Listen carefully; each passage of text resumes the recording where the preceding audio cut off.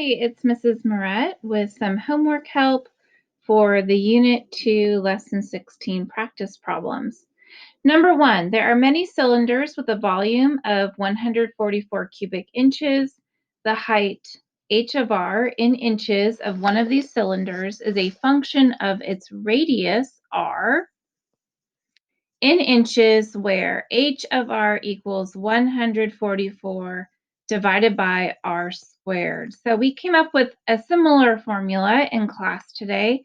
And so knowing that the volume is 144 pi, we can use this quick little formula to figure out the height if the radius is 2, and then if it's 3, and then if it's 6. Okay, so for a radius of 2, we are solving 144 divided by 2 squared, which is equal to 144 divided by 4, which is 36 inches. So if a cylinder has a volume of 144 cubic inches and a radius of 2 inches, then its height is 36 inches. For B, we're going to do the same thing, only use a 3. So 144 divided by 3 squared. And I should have started with, this is an answer for height. And so that's a 3. So this is equal to 144 divided by 9, which is 16. So 16 inches for B. And for C, if the radius is 6 inches, then the height is equal to 144 divided by 6 squared, which is equal to 144 divided by 36, and that is 4 inches. So for each of these, we can see that as the radius is increasing, the height is decreasing.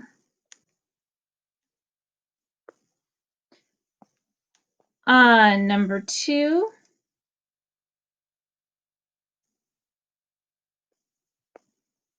the surface area S of R in square units of a cylinder with a volume of 18 cubic units is a function of its radius R in units, where the surface area is equal to 2 times pi times r squared plus 36 divided by r.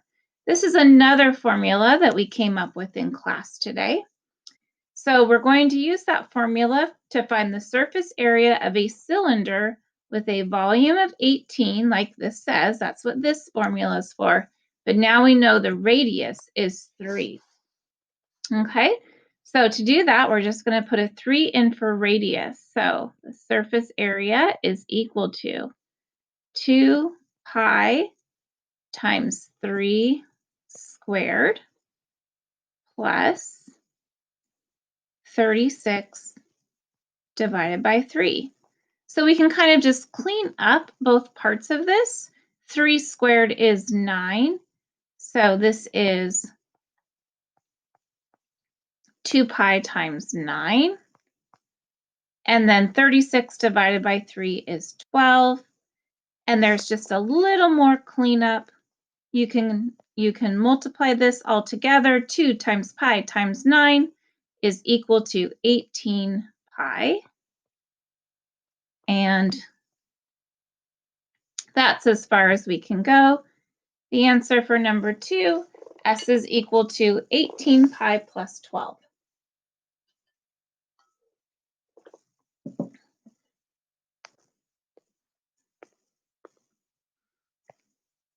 For number 3, this is a little story problem about Han. He finds an expression for S of R that gives the surface area in square inches of any cylindrical can with a specific fixed volume in terms of its radius r in inches. This is the graph Hahn gets if he allows r to take on any value between -1 and 5. So again, remembering that r is representing the radius, it says what would be a more appropriate domain for Hahn to use instead. So he uses this domain, -1 to 5. And how would you have a cylinder with a negative radius? So typically, if I'm looking like these are the surface areas that would make sense for a physical object.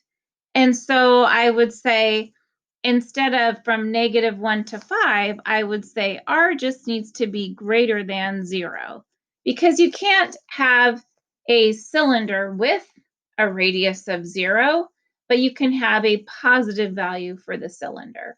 And as you can see, it looks like this is going to keep on going. And so we would just say r is greater than 0. And then what is the appropriate minimum surface area for the can? So the function itself represents the surface area, and I would say the minimum is about here, about 16. So those would be square inches. No, I'm sorry. Yeah, it's surface area, sorry. So 16 square inches.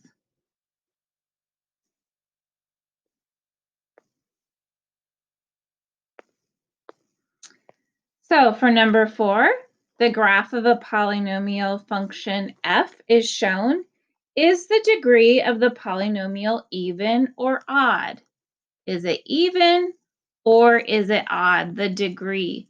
So when I look at the end of the graph, as x becomes more negative, y increases in the in the positive direction. And as x becomes more positive, y also increases in the positive direction. That tells me this is an even polynomial. And just remember that whether they're positive or negative, even polynomials have the same end behavior on the positive side and the negative side for x.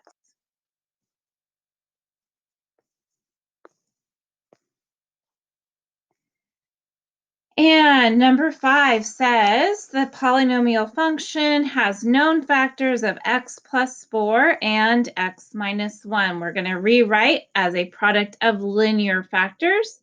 We should be able to find 4 linear factors. So I'm just going to give myself a place to write this out. I know one of the factors is x plus 4. Another one is x minus 1 because the prompt tells us so. And we should be able to find 2 more.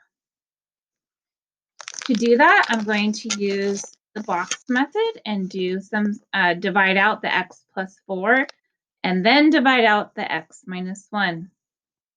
So dividing out the x plus 4.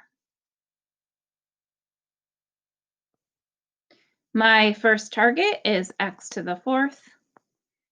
So I need x to the 3rd up here. This is 4x to the 3rd. The next target is 4x to the 3rd, which means we don't have to add anything to it. So 0, which means 0 and 0. The next target is -7x squared. That goes here, which means we need -7x at the top. And -7x times 4 is -28x. The next target is -22x. We have -28x. We need to add 6x to it to get the -22x, which means there has to be a 6 up here. 6 times 4 is 24. which is the last target. So we have successfully divided out the x plus 4. Now we're going to divide again, but this time we are using this polynomial as our target. And we're dividing by the next known factor, which is x minus 1. Okay, our first target is x to the third, which requires an x squared up here, and this is negative 1x squared when you multiply. The next target is a 0. So in order to get a 0 when we have negative 1x squared, we need positive 1x squared. Because if you add those together, you get 0. That would require an x up here. And x times negative 1 is negative 1x. Our next target is negative 7x.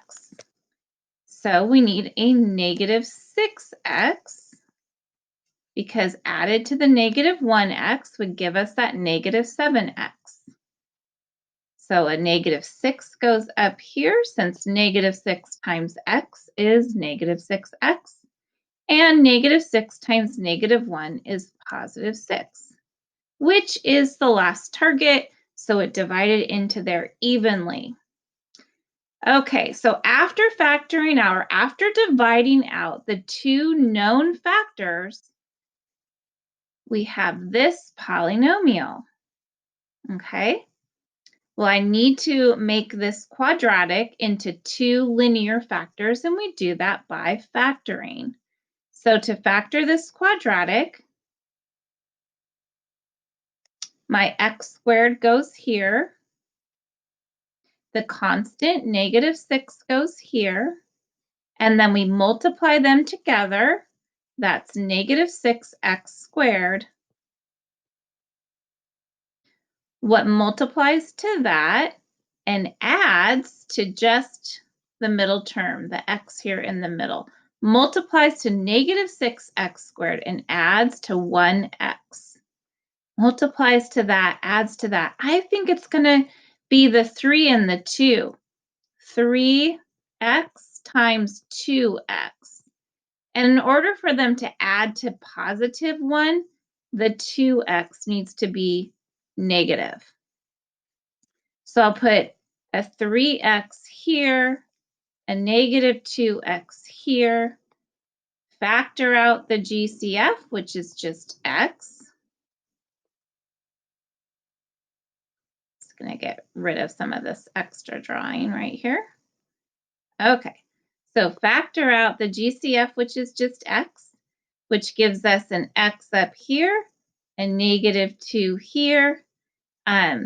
We need a 3 above the 3x, and it all works out. So our other two factors are x minus 2 and x plus 3. Okay, so this is a positive even polynomial, so even degree, positive leading term. And now that it's written out here as the product of linear factors, then I can, let's see, I'm going to get rid of some of this so I can make a little graph. I can sketch a graph of the function. So again, thinking about positive and even degree. So when a degree is even, then the function has the same end behavior on both ends. And because it's positive, it's going to be heading in the positive direction. Okay, so a really quick graph of that. We should have horizontal intercepts at x equals negative 4, x equals positive 1, positive 2, and negative 3. And so 1, 2, 3, 4, 1, 2, 3, 4. So here's x equals -4 and x equals +1 and +2 and -3. Okay, so it's going to go up on this end because of the fact that it's a positive, even degree positive, that's the end behavior there, through each of the roots.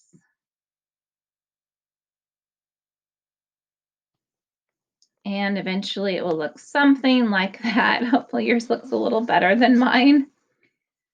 We are almost finished. We've just got one more problem. Number 6. Number 6 is a multiple choice question. Does have the possibility of more than one answer. And so it says, which polynomial has x plus 1 as a factor? So in order to answer this question, you could do two things. You could divide x plus 1 into each of those and see if it divides in there evenly. Or you could think of, well, if x plus 1 is a factor, then this would have to be true, which means there would be an x-intercept of the function at x equals -1. So I put these equations into Desmos, and this is equation A, and it appears to go right through where x is -1. So I know A is definitely an answer. Equation B does not. Is just a reminder, that's the point it's supposed to go through. Equation C also does not go through that point. And equation D also does not go through that point. So the only function that goes through that point is A. And so A, since it goes through -1 on the x-axis, x plus 1 is a factor. So the selection choice would be A. I hope this video was helpful.